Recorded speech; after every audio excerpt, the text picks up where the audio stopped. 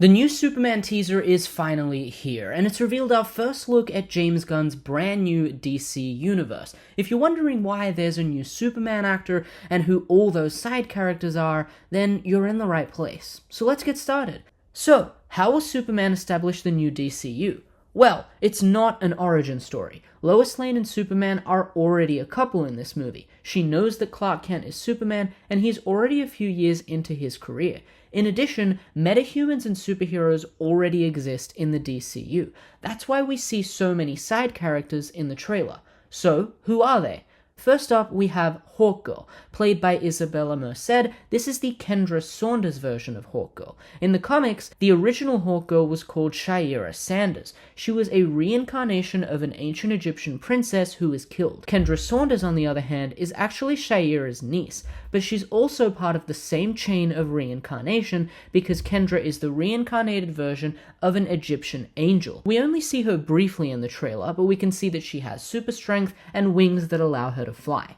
Next up is Guy Garner. He's a Green Lantern from the sector of Earth with years of experience. He's played by Nathan Fillion in this movie, and you can tell he's a bit older, so he'll probably be disagreeing with Superman on how to be a hero. Next up is Mr. Terrific. Played by Eddie Gathegi, Mr. Terrific is a super genius inventor and scientist with an eidetic memory, who even rivals Batman and Lex Luthor in his level of intelligence. Now, another important detail is that all three of these characters are wearing black and white suits with the same logo. This is because they're wearing Lord Tech suits designed by billionaire Maxwell Lord. In the comics, Maxwell Lord created the Justice League International. The Justice League International was basically an alternative Justice League that existed while the real Justice League was sort of on a break for editorial reasons that pertain to DC's Crisis on Infinite Earths reboot.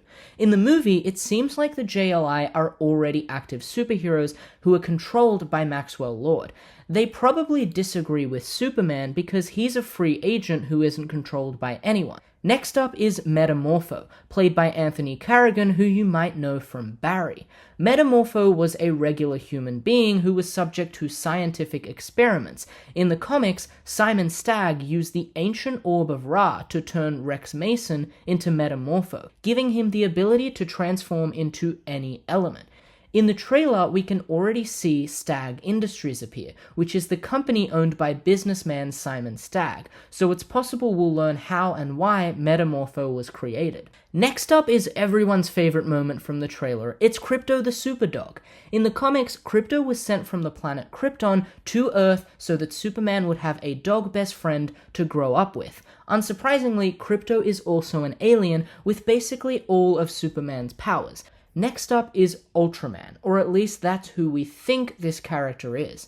Ultraman is an evil alternate version of Superman in the comics, but in the trailer we can only see this figure in a black suit. This is where the DCU starts to get a bit complicated. In the leaked set photos from the Superman movie, we can see Frank Grillo playing Rick Flag Sr., who is arresting Superman while Ultraman walks alongside him. As a reminder, Rick Flag Sr. is the father of Rick Flag Jr. from the Suicide Squad movie. Remember earlier when I mentioned Creature Commandos? That's the first TV show in the DCU, and Rick Flag Sr. is one of the main characters in the show. He's going to appear in all three of the first DCU projects: Creature Commandos, Superman, and Peacemaker Season 2.